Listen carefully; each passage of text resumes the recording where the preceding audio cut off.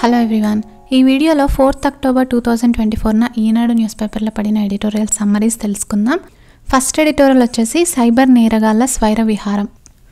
దేశవ్యాప్తంగా సైబర్ నేరాలు అనేవి ఎక్కువ అవుతున్నాయి. ఎంతగా అంటే ఈ ఏడాది అంటే 2024 స్టార్టింగ్ 4 నెలల్లోనే 1750 కోట్ల రూపాయలు సైబర్ నేరగాళ్లు దోపిడీ చేశారు. ప్రస్తుతం జాతీయ సైబర్ నేరాల పోర్టల్లో రోజుకి 7000 చొప్పున ఫిర్యాదులు అనేవి నమోదవుతూ ఉన్నాయి. అయితే మన దేశంలో 80% సైబర్ నేరాలు జార్ఖండ్, రాజస్థాన్, హర్యానా, ఉత్తరప్రదేశ్లలో నుంచే 80% సైబర్ నేరాలు జరుగుతున్నాయి. ఇంకా లావోస్, మయన్మార్, థాయిలాండ్ సరిహద్దులతో కూడిన గోల్డెన్ ట్రయాంగిల్లో ఇంతకుముందు డ్రగ్స్ సరఫరా అనేది ఎక్కువగా జరిగేది. ఇప్పుడేమో చైనాలోని సైబర్ ముఠాలు ఆ ప్రాంతాన్ని సైబర్ నేరాలను చేయడానికి ఉపయోగించుకుంటున్నారు. ఉద్యోగాలు ఇస్తామని చెప్పేసి మన ఇండియన్స్ని కూడా అక్కడికి రప్పించుకొని వాళ్ళు సైబర్ నేరాలు చేసేలాగా బలవంత పెడుతున్నారు. ఇండియన్ గవర్నమెంట్ రీసెంట్గా ఏం చేసిందంటే కొన్ని లక్షల సిమ్ కార్డులని రద్దు చేసింది. ఇలా సైబర్ నేరాలకి పాల్పడుతున్న సిమ్ కార్డులని. అంతేకాకుండా చాలా నకిలీ బ్యాంక్ ఖాతాలని కూడా రద్దు చేసింది. ఇంకా రాబోయే 5 ఏళ్లలో 5000 మంది సైబర్ కమాండోలను సిద్ధం చేయడానికి కూడా ప్లాన్ రెడీ చేస్తున్నట్టు ఇండియన్ గవర్నమెంట్ ప్రకటించింది.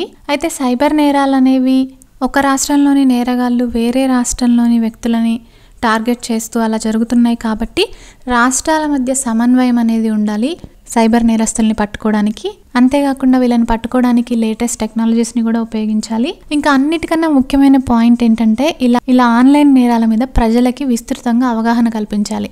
నెక్స్ట్ ఎడిటోరియల్ వచ్చేసి ఈ వ్యర్థాలని తొలగించలేమా.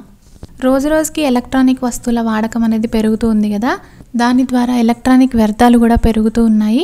కానీ అందులో చాలా ఎలక్ట్రానిక్ వ్యర్థాలు పునర్వినియోగం చేయకుండా అంటే రీసైక్లింగ్ చేయకుండా చెత్తలో కలిసిపోతున్నాయి. దానివల్ల ఏంటంటే ఎంతో విలువైన లోహాలు అందులో ఉంటాయి కదా ఎలక్ట్రానిక్ వ్యర్థాల్లో.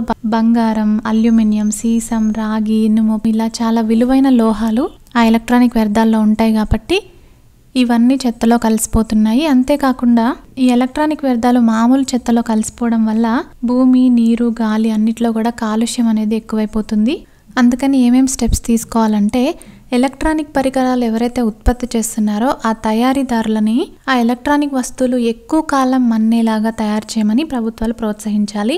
ఇంకా పాడైపోయిన ఎలక్ట్రానిక్ వస్తువులని పునర్వినియోగించేలాగా అంటే రీసైకిల్ చేసేలాగా చర్యలు చేపట్టాలి. పర్యావరణానికి ఇంకా మనుషులకి నష్టం కలగకుండా రీసైక్లింగ్ కేంద్రాలను ఏర్పాటు చేయాలి. ఇంకా అన్నిటికన్నా ముఖ్యంగా ఈ ఎలక్ట్రానిక్ వ్యర్థాలు అంటే ఈ వేస్ట్తో పర్యావరణం మీద ఇంకా మనుషుల ఆరోగ్యం మీద ఎంత ప్రభావం చూపిస్తుందో ప్రజలందరికీ అవగాహన కల్పించాలి. ఈ ఎడిటోరియల్ వైశ్యరాజు ప్రవీణ్ గారు రాశారు. నెక్స్ట్ ఒక డేటా పబ్లిష్ అయింది, దొంగ బంగారం. భారతదేశంలో చాలా మందికి బంగారం అంటే ఎక్కువ ఇష్టం ఉంటుంది కదా. ముఖ్యంగా చాలా మంది దీన్ని పెట్టుబడి విధానంగా కొనుక్కుంటారు. అయితే ట్యాక్స్ కట్టకుండా చాలా మంది బంగారాన్ని అక్రమంగా వేరే దేశాల నుంచి ఇండియాకి తరలిస్తున్నారు. ఇలా అక్రమంగా బంగారాన్ని తరలించే వాళ్ళు చాలా మంది ఎయిర్పోర్ట్లో పట్టుబడిపోతూ ఉంటారు. అయితే డేటా చూసుకున్నట్టయితే 2023-24 ఫినాన్షియల్ ఇయర్ చూసుకున్నట్టయితే ఎయిర్పోర్ట్స్లో 2081.39 కోట్ల రూపాయల విలువైన అక్రమంగా తరలిస్తున్న బంగారం పట్టుబడింది. That's it for this video. This is Aparna. Thank you so much for listening.